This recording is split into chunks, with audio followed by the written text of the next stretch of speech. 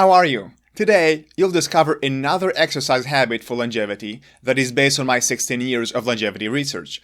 There are 11 habits like this one, which you can access right now. It's free, plus other bonuses when you support my channel with $1. That's it. Now, enjoy the habit. Welcome to the Wellness Messiah podcast. I'm your host, Rimon.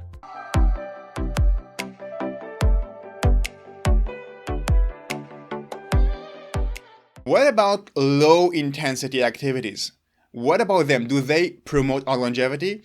Is there any value for low-intensity activities? Let's look at the study from 2019 who can give us insight into the value of the habit. This study from 2019 is called Potential Effects on Mortality of Replacing Sedentary Time with Short Sedentary Bouts or Physical Activity, a national cohort study. Sedentary time defined as any time a person is sitting down or lying down.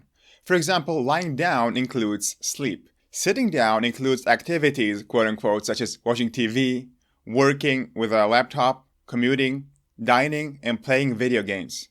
I'm quoting from the study. So they took 8,000 people, a total of 7,999 participants, provided compliant accelerometer wear. And all the participants were 45 years old or older. And they followed them over a median follow-up of 5.5 years. Now, what did they find in this study?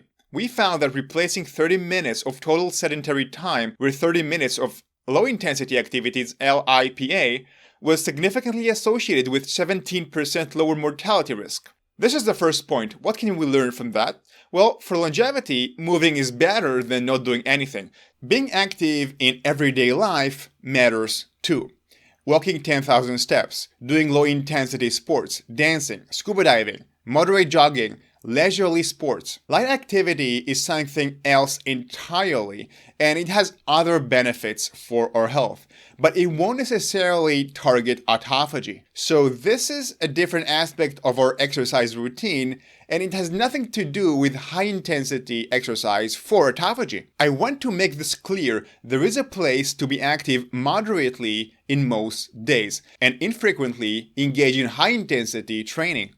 In fact, what I have found is that intense exercise keeps the muscles in top shape. So the rest of the time, you want to be more active. Your muscles are itching to move and do something. This is youth, and it comes from healthy, trained muscles. So when you train your muscles, you want to lift things. When you are trained in boxing, you're probably looking for the next brawl. So by no means, don't do high-intensity training and then lie in bed all day. We want to use our fitness levels to move. Both intense exercise and low-intensity activity are valuable for our longevity and health. Question: if you exercise intensely, infrequently, but sit all day and do nothing, is this high-intensity activity enough to squeeze all the longevity benefits? The answer is no. You'll reap some of the longevity benefits, but not all of them. You see, both high-intensity, infrequent exercise and moderate to low-activity exercise every day have their own benefits that are different layers of longevity benefits. A more interesting question here is this: what will happen to your muscle mass, fitness levels, and your body fat if you sit most days but exercise intensely infrequently? From my experiments, when I do that on many weeks, and I've been sedentary, I've been sitting for many hours every day, yet I implemented this high-intensity infrequent training, I did notice the following results. According to my measurements, I did not lose muscle mass. However, I did lose some fitness levels, about 10%, especially the endurance part of my exercise. Interestingly enough, I did stay 8% body fat. I stayed lean and fit, but I kept a healthy diet too, which is a big deal here, of course. And of course, I knew all along that I did not receive all the longevity benefits, and it's better for me to do this high-intensity infrequent training plus being active most of the days. My suggestion is this: if you plan to not move most of the time, then at least focus on nutrition during those times, such as avoiding sugar and excessive carbs, which will do more damage if you have a sedentary lifestyle.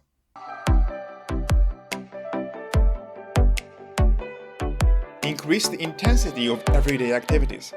Here, we are still dealing with the everyday activities, not the infrequent, intense exercise I mentioned before. Now, before I'm going to explain the habit, let's look at the study from 2019. Another interesting thing they found in the study. Here is the interesting thing that is really relevant to this habit. They found that replacement of the low activity levels with 30 minutes of MVPA means moderate to vigorous physical activity, was significantly associated with 35% lower mortality risk. So what does it mean? It means that if you're already moving and you're not sedentary and you move more intensely, now you double the longevity benefits from 17% to 35%. This is terrific. And it makes sense because if exercise is a drug, then the intensity is the dose. And this dose, up to a point, as we spoke, has increasing longevity benefits. It activates autophagy, it burns off blood sugar and reduces the peaks of sugar from our meals. Intensity also improves insulin sensitivity. It reduces insulin resistance. It increases blood flow to our brain and the entire body. And the intensity even helps to detoxify our bodies by pumping the lymph system. You know, this switch system that we have, and for this system to move, it's completely dependent on the movement of our muscles. There is no other pumps for this switch system. So if we're already moving, if we're already walking, going with a dog to a walk, why not increasing a bit our intensity? It can be excellent both for our longevity and also for our time management because we're going to save a bit of time every day. For a few examples, if you walk from point A to point B, try to make it faster. Walking up the stairs, well, try to climb faster, based on your medical situation, of course. If you go on a swim, try to swim a bit faster. When you do house chores, try to hasten them so you can increase the intensity, without, of course, breaking the dishes. Well, I've done it myself, and all my dishes are practically cracked. Thank you, IKEA. And my conclusion with doing the dishes fast is that even though I increase my longevity, I reduce the longevity of my dishes. Now, another interesting thing they found in the study, I'm quoting from the same study, this is the third finding. There were beneficial associations of replacing total sedentary time with short physical activity bouts on a mortality risk. Now, how long and how often these short bursts of intense exercise lasted? They said between 1 to 5 minutes every 30 minutes. And these short bursts were enough to reduce mortality and reap longevity benefits. So what does it mean? It means that short bursts of activity of just a minute or two provided a health benefit. So if you walk from your house to the store, doing it a bit faster, even for 1 or 2 minutes, has some benefits. Try to make your low-intensity activities into moderate-intensity activities, especially it's helpful after meals. And it's very difficult to be too intense in those situations. So I don't see any risk here besides breaking the dishes.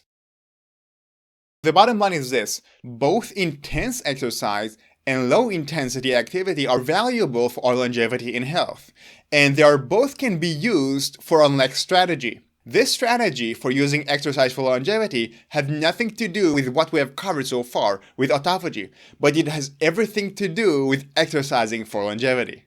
So let's move on.